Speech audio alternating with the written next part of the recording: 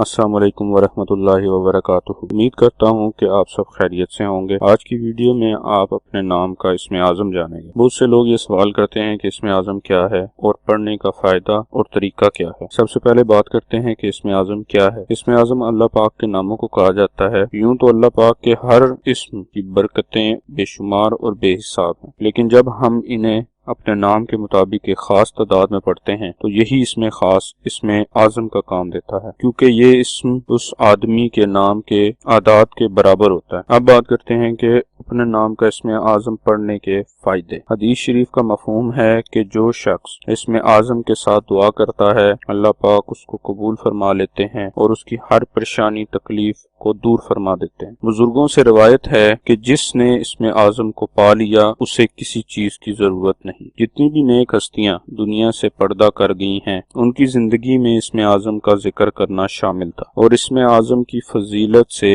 اللہ پاک نے ان کے درجات بلند کیے اور انہیں دنیا اور آخرت میں خاص مقام عطا کیا۔ بزرگوں کے تجربات اور علم کی روح سے جب انسان اپنے نام کے اعداد سے اسم اعظم معلوم کر کے تلاوت کرتا ہے اور دعا مانگتا ہے تو اس کی دعا بہت جلد قبول ہوتی ہے۔ آج کا اسم اعظم شاداب نام کے بھائیوں کے لیے ہے۔ شاداب نام کے اعداد 308 ہیں۔ 308 کے برابر اعداد والے اللہ پاک کے مبارک نام یا کبیرو یا سبوح ہیں جو شاداب نام کے بھائیوں کے لیے اسم اعظم ہیں۔ اسم اعظم کو پڑھنے کی تعداد اپنی نام کی تعداد کا 2 گنا، یعنی شاداب نام کے بھائیوں کو یہ اسم اعظم 616 مرتبہ پڑھنا ہے۔ اسم اعظم یا کسی بھی وظیفے کو پڑھنے کے بعد اللہ تعالیٰ کے حضور دعا ضرور کیا کریں۔ اسم اعظم کے پڑھنے کا طریقہ۔ اسم اعظم کو صبح یا شام کسی ایک وقت میں مقرر شدہ تعداد میں پڑھیں اور کوشش کریں کہ باوضو ہو کر اسم اعظم کو پڑھیں۔ 5 وقت کی نماز پابندی سے ادا کریں۔ اپنے معمولات زندگی سے کچھ وقت اسم اعظم پڑھنے کے لیے متعین کر لیں اور اس وقت کی پابندی کریں۔ انشاءاللہ تمام امور خود بخود بہتر طریقے سے انجام پانے لگیں گے، پریشانیاں غم تکلیف دور ہوتی جائیں گی اور سب